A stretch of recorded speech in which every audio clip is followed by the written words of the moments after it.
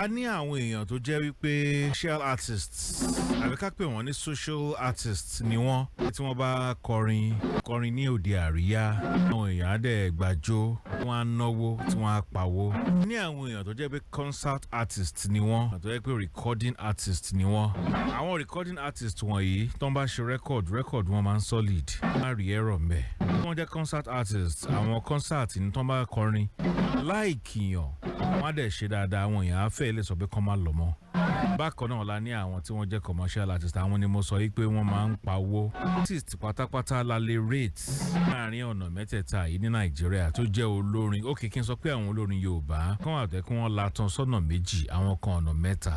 wọ́n latan sọ́nà mẹ́tẹ̀ẹ̀ta náà wọn ò pọ̀ rẹpẹtẹ. ṣùgbọ́n King Sunny Ade ọ̀nà mẹ́tẹ̀ẹ̀ta òun ni wọ́n la náà ni wọ́n lẹ́ ti lè bá wọn. ọ̀nà mẹ́tẹ̀ẹ̀ta lẹ́ lè fi wọ́n sí. kákọ concert Sunny Ade jẹ́ commercial ní social event Sunny Ade ká ṣe rẹ́kọ̀dù ní ká má tàn ara wa jẹ Sunny Ade.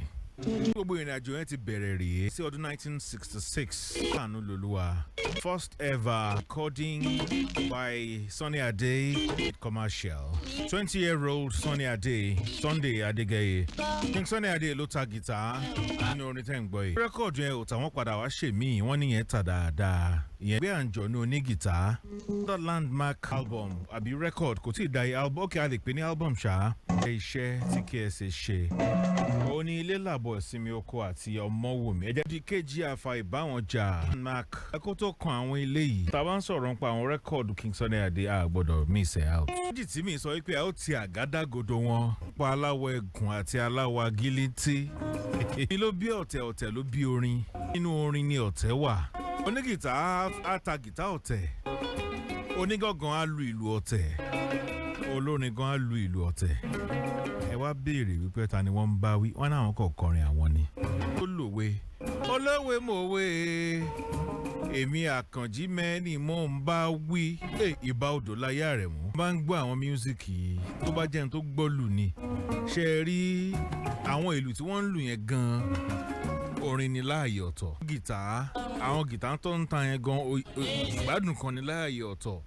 bí wọ́n bá wá match gbogbo ẹ̀ mọ́ra wọn ìyẹn ni pé èèyàn ń gbọ́ orin èèyàn enjoy music. gbogbo àsìkò tí àwọn rẹ́kọ̀dù jáde 72 73 gbogbo àwọn oníjùjú tó ń kọrin gbà yẹn ìdajì gbogbo wọn gbọ́dọ̀ sound bíi Sunny Ade. wọ́n fi ṣe ìtẹ́wọ́gbà lọ́dọ̀ ẹni tó fẹ́ gbé wọn jáde. ó kọ́ níbi Sunny ó jáde. ó wípé ó dé ẹni tá à ń wí ó dé ẹ̀jẹ̀ ń dá padà sẹ́yìn kẹ́ ẹ̀ lè mọ̀ kí. àwọn Captain Jídé Òjó àwọn Impropic Peters Ayọ̀mí Akin ẹ̀ta àwọn tó lè fún wọn ní approval. ìfà kan tó lè gbà láti record wọn ó wà bọ́n ṣe máa sound bíi King Sunny Ade. níyì ó dé ọmọ Adégẹyè ó dé ẹ kó jẹ́ ọmọ Adéníyì ó dé anyway kí ló wá kàn mí. ọmọ bọ́ọ̀bù Aládéníyì wọ́n ti parí iṣẹ́ sínú rẹ́kọ̀dù yìí. ọlọ́run jẹ́ kí Bob Aládéníyì gùn lẹ́mìí nínú àlàáfíà ara. Kẹ́hìndé Aliu celebrating musical exploits of the king of world beats at 79 kò easy o. káàzín pé iṣẹ́ ìjọba government work ni King Sunny Ade ń ṣe wọ́n ti retire àti tó gbà o.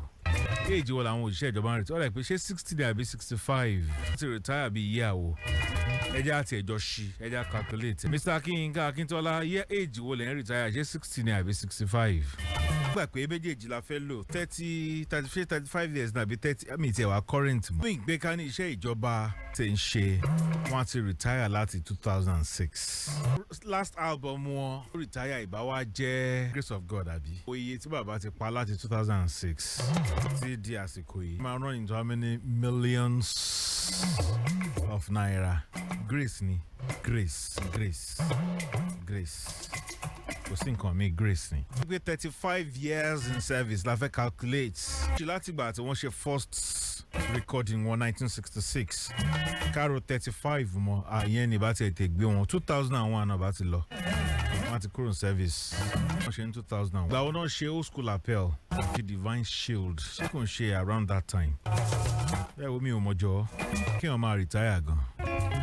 àwọn èèyàn kan wà tó yẹ pé wọ́n kú ká ní wọn ò retire ni wọn bá máa ti kú téèyàn bá ṣì wà productive kí ló fẹ́ retire kí lẹ fẹ́ retire ẹ̀ fún ẹjọ́ ó dẹ̀ máa báṣẹ́ ẹ̀ lọ náà wá force èèyàn retire wá tún force wọn láti kú kí ló ṣe gbogbo ẹ̀yin tẹ̀sẹ̀ retire ẹ̀ ní retire lè kú lọ́wọ́ jàre. ìkejì rẹ́kọ̀dù yìí ni ọ̀rọ̀ tó ń lọ bẹ́ẹ̀ bá dẹ̀ gbàgbé lára sleeve ọ̀rọ̀ tó ń lọ bẹ̀rẹ̀ tí máa rí fọ́tò Sunny àti Òbé àwọn méjèèjì jọ ya fọ́tò ní ṣé club tó ń ti jọ ṣeré lọ́dún yẹn lọ́hùn tó ń ya fọ́tò àwọn èèyàn rí àwọn méjèèjì yẹn papọ̀ ó máa ń jẹ́ cherished valued photo ló máa ń jẹ́ kódà kan jọ dúró kan jọ sọ̀rọ̀ kódà kan dúró kan kíra wọn wọ́n máa ń gbé gẹ̀gẹ̀gẹ̀ ní bí ìgbà tí àgbò méjì tí wọ́n wá jọ ń mumi ní kòtò kan náà tí ò dẹ̀ sí jà.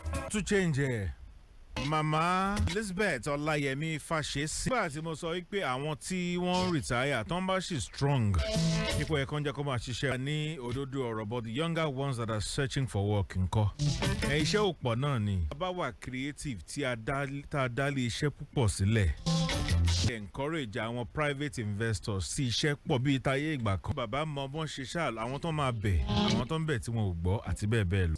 àti gbọ́ ọ̀pọ̀lọpọ̀ àwọn nǹkan tó ṣẹlẹ̀ tó ṣókùn kò sírú àwa àwọn kan wà tí wọ́n mọ̀ ń gbà yẹn ṣùgbọ́n ní level tiwa àwa kéré bá wọn ti bí mi. àwọn nǹkan tá a wá gbọ́ nínú ìtàn máa fi mọ tó ṣẹlẹ̀ ń gbà yẹn.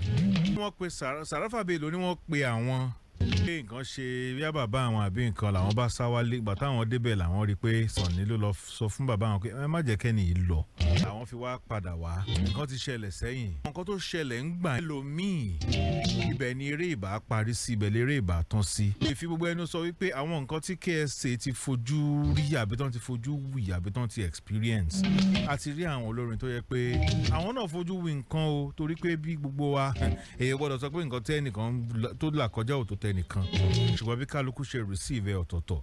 bàbá kan wà tí wọ́n ń pè ní ibi orí owó wọn sí láyé mọ́ iléeṣẹ́ tí wọ́n ló níná wọnú ẹ̀ òun ni wọ́n dẹni tí ò kọrin sí mọ́ láti gbà yẹn ẹ̀ tó fi ń kọrin iná dẹ̀ wọnú ẹ̀ wọ́n ṣe ra irinṣẹ́ yẹn dé láti London. ẹ balẹ̀ sí Kano láti Kano náà ti bẹ̀rẹ̀ sí ní kọrin dé gbogbo àwọn ibi tó yẹ kán kọrin dé wọ́n dárúkọ ìlú kan wọ́n ní Kaura na Moda wọ́n kọrin ní ìlú àkọ́kọ́ lẹ̀ pé ìlú kejì àbí ìlú kẹta ni iná ti wọnú irinṣẹ́ kẹ́ ẹ̀ lọ rà ó tán ibẹ̀ ni eré parí sí fún wọn. Betrayal of the highest level ló máa ń ṣẹlẹ̀ láàrin àwọn eléré yàtọ̀ sí pé irinṣẹ́ ti ẹ̀ bàjẹ́. lómi ẹ wúrú Adúnra Délé Abíọ́dún ṣe fún Délé Abíọ́dún ó tó láti bounce olórin mi kúrò ní iṣẹ́ yẹn kó lọ wáṣẹ́ mi ṣe. wọ́n dẹ̀ kóra wọn jọ.